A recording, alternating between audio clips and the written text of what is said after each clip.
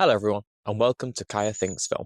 Today, I'd like to talk to you about Pyotr Shulkin's 1985 film Obi Obar, The End of Civilization, an asocial fiction that journeys alongside our protagonist Soft through the Dome, a space crammed with survivors of a nuclear war, a war whose victor remains unknown to those inside. The film was made right in the middle of the steepest decline in communist rule in Poland, and it's a fascinating one to examine from that perspective and others. By 1980, Western banks had loaned over $500 million to the Polish government. The announcement that continuous price rises were to come, as consumer goods could no longer be subsidized, led to a wave of strikes. September of the same year saw the formation of an independent trade union, Solidarity. It was an anti-communist social movement that had a wide range of support, adhering to a policy of non-violent resistance. In just over a year's time, a quarter of Poland's population of 36 million was a part of the trade union. Using strikes and other tactics, Solidarity sought to block government initiatives. The growth of the trade union brought fear of Soviet intervention. To deal with this, martial law was declared, and the union was suspended, temporarily imprisoning its leaders. Polish police and paramilitary riot police suppressed demonstrations in a series of violent attacks, such as the massacre of striking miners in the Wujek coal mine, an incident which killed 9 people. By October 1982, Solidarity was banned. In July 1983, martial law was lifted, but heightened controls remained throughout the mid and late 80s. And that brings us back to the film in question. The main crux of The End of Civilization is that of the Ark, a religious manifestation of sorts, brought about by those in charge and our protagonist within the Dome, that many trapped survivors believed would save them and provide them salvation. But will it ever appear? Is the Ark even real? These are the questions that seek to be answered. The administration that rules the Dome birthed the idea of the Ark, but still projects through its loudspeakers that it's not real. This combination of religion and propaganda is so interesting and depicts how numerous societies are governed by the concepts of religion, even if many civilians are in denial of its existence. When his beliefs are questioned, our engineer in the film puts it nicely when he says, "One must fill the void. Why should I not believe the Ark is something nice, functional?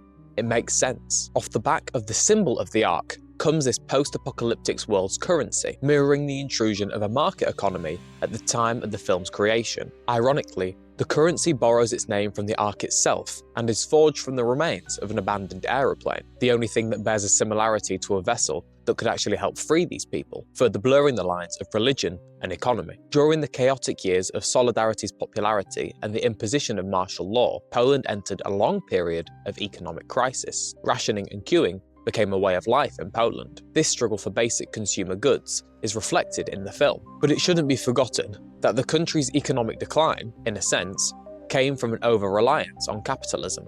The government's attempts to pay back a crushing foreign debt worsened distortions in all levels of economy, resulting in a growing black market. No matter what situations people are put in, whether that be a 1980s Poland or in a nuclear bunker, currency will emerge. This commodification of religion in the film shows how capitalism, with its endless growth ethos, is unsustainable. In the film, the currency will run out when the raw materials do, and the remaining 1,000 survivors will inevitably discover the truth. Starved of hope though, no one is interested in an alternative. The capitalist system created managed to outlive a nuclear war and will eat its own tail until the bitter end. The scariest thing is that not only does capitalism find itself at the end of civilization, but we can't even imagine the end of it. A growing obsession with material wealth within the Dome's population only leads to further stagnation, something that capitalism really loves because it's familiar and profitable. And although living in cramped conditions and in a situation where unity would be key, the loudspeakers reiterate, your today and tomorrow is only in your hands, heavily entertaining the ways of capitalism and financial individualism. The film ties wonderfully into Francis Fukuyama's concept of the end of history. He theorized that humanity would eventually develop a final form of government, and no significant changes in society would therefore after occur.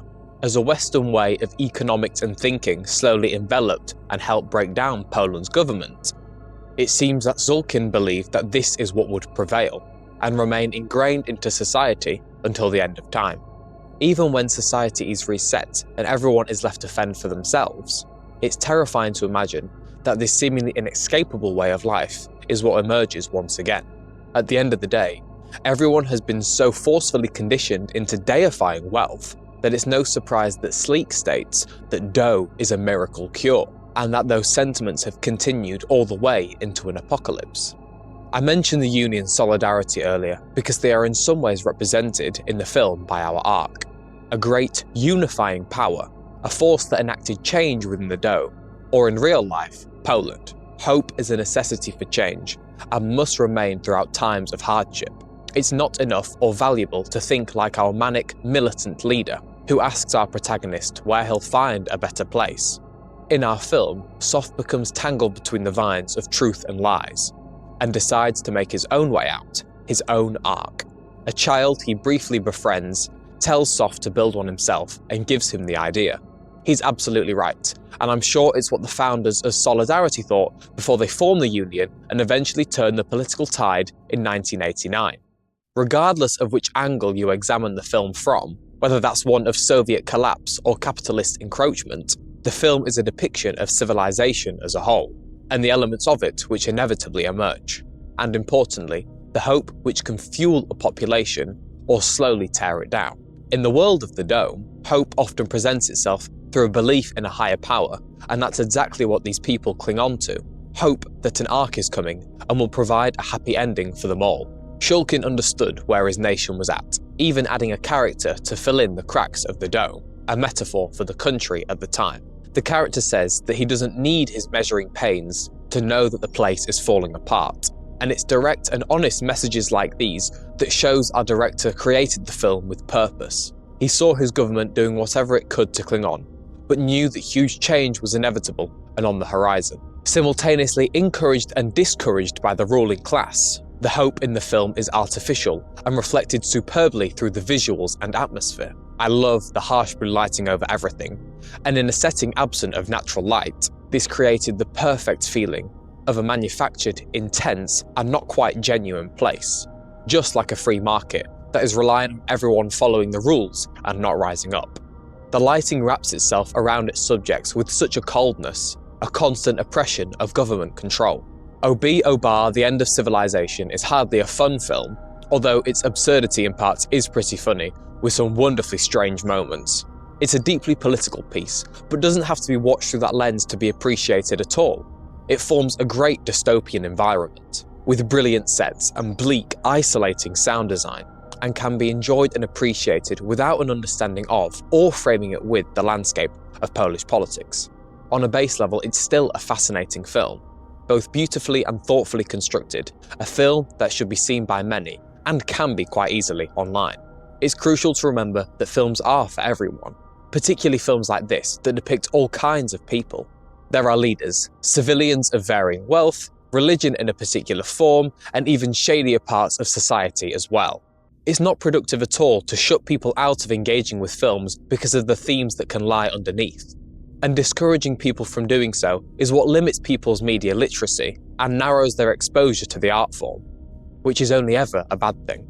So on that note, make sure you watch plenty of different films. Films that you understand, films that you don't. Films that you hope to engage with and learn things about, and films that you just put on for the fun of it. And as always, go see more films in any way you can. Thanks for watching, and I'll see you again soon.